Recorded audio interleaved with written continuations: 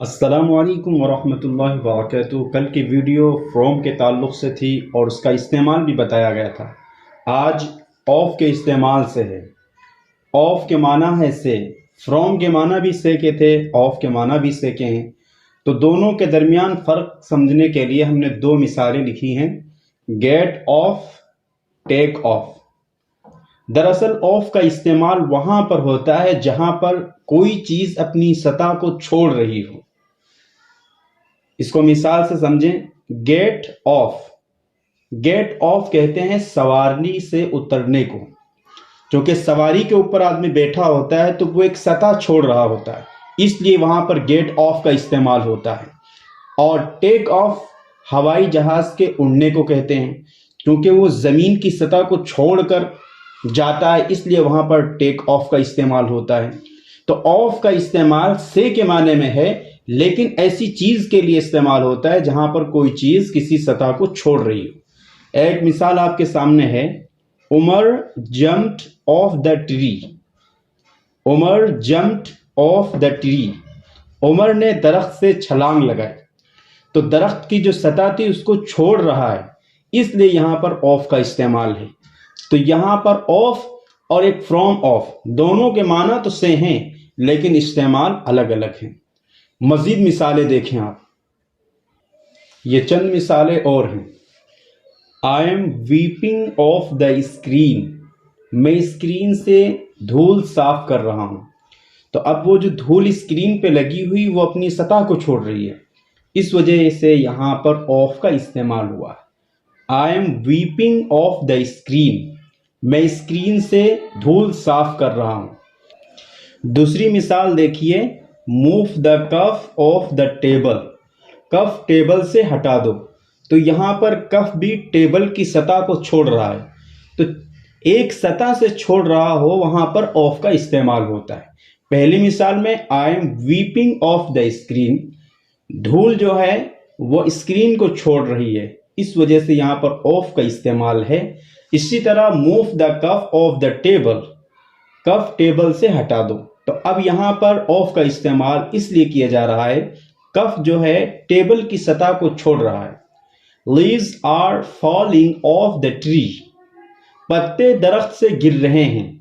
تو اب یہ پتیاں جو ہیں وہ درخت کی سطح کو چھوڑ رہی ہیں، اس لیے یہاں پر آف کا استعمال ہے۔ Leaves are falling off the tree. پتے درخت سے گر رہے ہیں۔ تو یہ مثالیں آپ کے سامنے 3-4 اس لیے پیش کی گئی ہیں تاکہ آپ کو اس کا استعمال پتہ چل جائے۔ فرام کے معنی بھی سے ہیں اور آف کے معنی سے ہیں، بس فرق یہ ہے کہ آف کا استعمال وہاں پر ہوتا ہے جہاں پر کسی چیز کی سطح کو کوئی چیز چھوڑ رہی ہو۔ جو اہم الفاظ بیان کیے گئے تھے انہی میں سے ایک فور ہے۔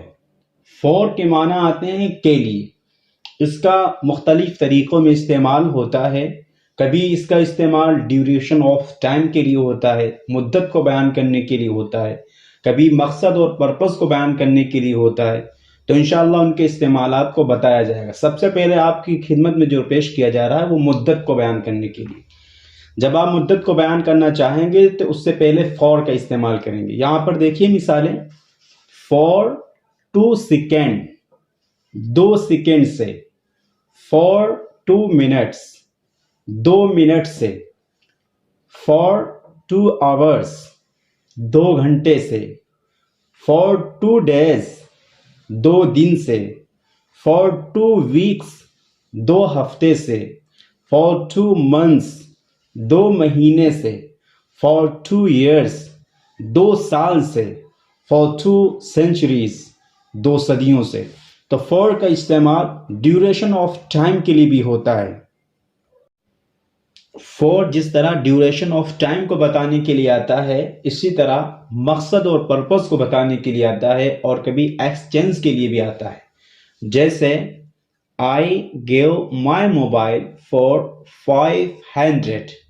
میں نے اپنا موبائل 500 روپے میں دیا۔ تو اب یہ 500 روپے میں دیا، یہاں پر فور کا استعمال ہوا ہے ایکسچینج کے لیے، بدلے میں، یعنی میں نے موبائل دیا اس کے بدلے میں 500 روپے لیے۔ یہ مثال ہو گئی آپ کی ایکسچینج کی۔ دوسری مثال ہی bought a pen for 5، اس نے ایک قلم 5 روپے میں خریدا۔ تو یہ مثال بھی آپ کے سامنے ایکسچینج کی ہے، یعنی 5 روپے دیے اور ایک قلم لیا۔ اسی طرح mom gave me money for study, ماں نے مجھے پڑھنے کے لیے پیسے دیے۔ یہاں پر فور کا جو استعمال ہوا ہے وہ پرپس کے لیے ہوا ہے، مقصد کو بتانے کے لیے ہوا ہے۔ تو ان فور کو آپ اچھی طرح سمجھیں اور کمنٹ میں لکھیں اور بتائیں یہ ویڈیوز آپ کو کیسی لگ رہی ہیں۔ اور اگر آپ چینل پر نئے ہیں تو چینل کو سبسکرائب کریں اور اردو سے انگریزی سیکھیں۔ السلام علیکم ورحمۃ اللہ وبرکاتہ۔